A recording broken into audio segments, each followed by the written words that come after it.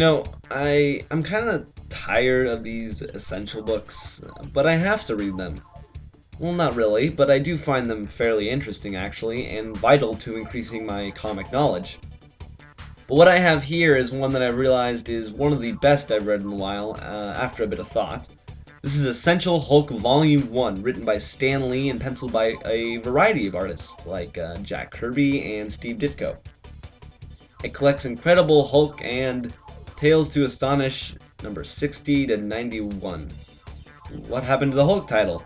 Well, as far as I can tell, Hulk made his debut in his own title, which only lasted for 6 issues, probably because of sales problems. But, not wanting to get rid of the green behemoth, Stan Lee kept him around in guest appearances in other titles, and about a year after the discontinuation of his own title, the Incredible Hulk showed up in one of 2 10-page stories in Tales to Astonish, the comic he shared with Giant Man and later, Namor the Submariner. So, with all that history out of the way, let's talk about the book itself. The first issue obviously details the origin of the Hulk, yet another example of Stan Lee's fascination or obsession with radiation. The Hulk is a kind of Jekyll and Hyde character and an example of Stan Lee's approach to character development. Peter Parker was a relatable young nerd. The Hulk was a super smart military scientist that turns into a rampaging monster.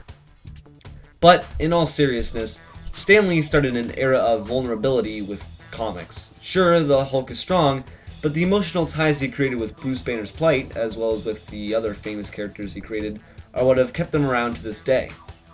That, and the awe-inspiring powers and stories presented by comics at the time. But it's not like this is some modern, character-driven drama, like a Watchmen or a Walking Dead. Rather, this is a precursor to that type of storytelling, albeit in a minor and cheesier way. Anyways, the point I'm getting at is that this book is more interesting because of the character changes Bruce Banner has, something that has always interested me about the Hulk. The way his transformation is triggered is changed throughout the book, and that's an interesting progression in Stan Lee's thinking and the way he wanted these stories to go.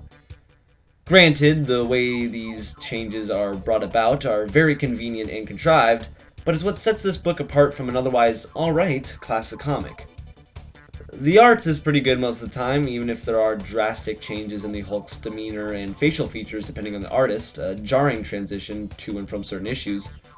But Essential Hulk Volume 1 is certainly a worthwhile read, at least for the history and a look at Stan Lee's writing. Even for those that give a solid meh after reading a Hulk story. But don't expect a grounded, realistic character drama.